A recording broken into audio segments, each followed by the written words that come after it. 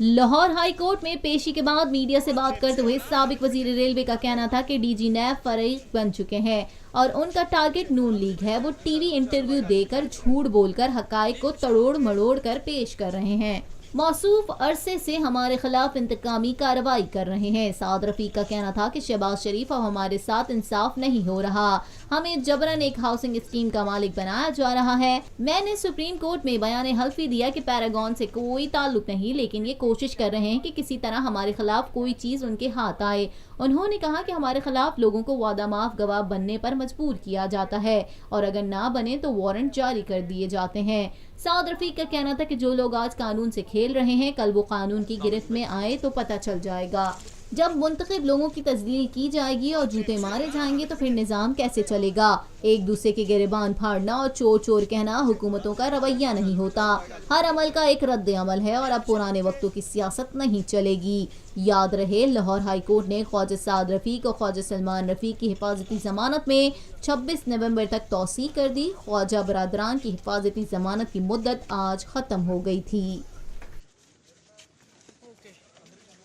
मुख्तलिफ TV channels पर उनकी गैर ज़रूरी गुफ्तगू है जिसमें उन्होंने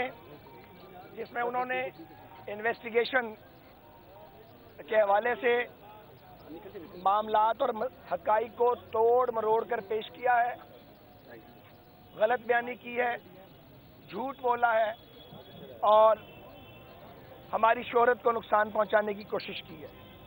और ये काम मौसूफ काफ़ी अरसे से कर रहे हैं। खुद को मर्द मोमिन कहलाते हैं और दूसरों को चोर करार देते हैं और उनका पुराना काम है कि वो लोगों को गिरफ्तार पहले करते हैं और सबूत बाद में तलाश करते हैं। यही कुछ मियाँ शहबाज शरीफ के मामले में किया गया, यही कुछ मेरे मामले में किया जा रहा है। मुतादिद लोगों को इन्होंने धमकाया है कि मेरे खिलाफ वादा माफ गवाह बने और जो उनकी बात नहीं मानता उसके पीछे लग जाते हैं, उनके वारंट जारी करवाते हैं और उन्हें धमकियां देते हैं। ये नहायत अफसोसनाक सूरत हाल है जिसको हम फेस कर रहे हैं। हमने ऑनरेबल चेयरमैन नैब को सारी सूरत हाल से लिख के खत आगाह किया है। आज ऑनरेबल लाहौर हाई कोर्ट को भी हमने इस्तदा किया है कि हमें नाइंसाफ़ी से और जबर से महफूज किया जाए। हमने पूरी इन्वेस्टिगेशन और इंक्वायरी को ज्वाइन किया है, हर सवाल का जवाब दिया है। ऐसे सवालात किए गए हैं जिनका कोई सर पैर नहीं है, 20-20 साल पुराने सवाल किए जा रहे हैं। मुझ पर या सलमान साहब पर अल्हम्दुलिल्लाह करप्शन का या एम्बेजलमेंट का कोई इल्ज़ाम नहीं है। हमें एक हाउसिंग स्कीम का जबरन मालिक बनाने की कोशिश कर रहे हैं। मैं एफिडेविट दे चुका हूँ सुप्रीम कोर्ट ऑफ पाकिस्तान में अपने एसेट्स के बारे में और अपने जो मेरे मरासम हैं उनके बारे में भी।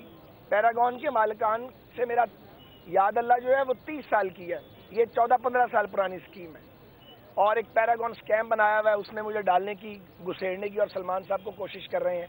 इन्होंने अदालत में जो रिप्लाई जमा करवाया था ऑनरेबल लाहौर हाई कोर्ट में, पूरी कौम गौर से सुन ले, उसमें कोई इन्होंने डॉक्यूमेंट नहीं लगाया, कोई एविडेंस नहीं लगाई, कोई फाइनेंशियल ट्रांजेक्शन मेरी नहीं लगाई उसमें जो साबित करे कि मैं किसी स्कीम का या सलमान साहब मालिक है। सिर्फ बातें और कहानियाँ की हैं और ये तलाश कर रहे हैं कि किसी को गिरफ्तार कर लें और उसको जबर के ज़रिए वादा माफ गवाह बना के हमारे खिलाफ अदालत में लाके खड़ा किया जाए। ये कहाँ का रवैया है, ये कहाँ का इंसाफ है। और ये जो विक्टिमाइजेशन एहतसाब के नाम पे हो रही है, ये हम पहली बार फेस नहीं कर रहे हैं।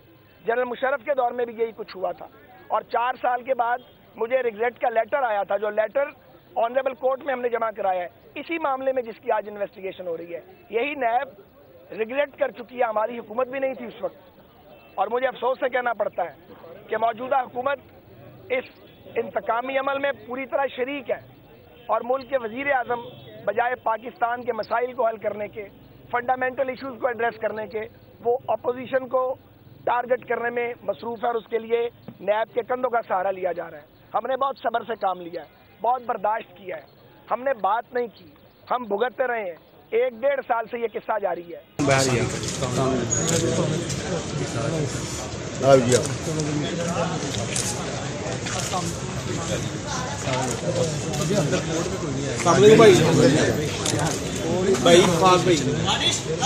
पाकिस्तान में पहली मर्तबा हालात हाजरा के मुख्तसर मगर जामे प्रोग्राम्स, खबरों, तबसरों के अलावा दीगर समाजी, तिजारती, ثقافتی، تفریحی، معلوماتی، مذہبی، تعلیمی، صحت اور بچوں کے پروگرامز صرف TNN TV پر.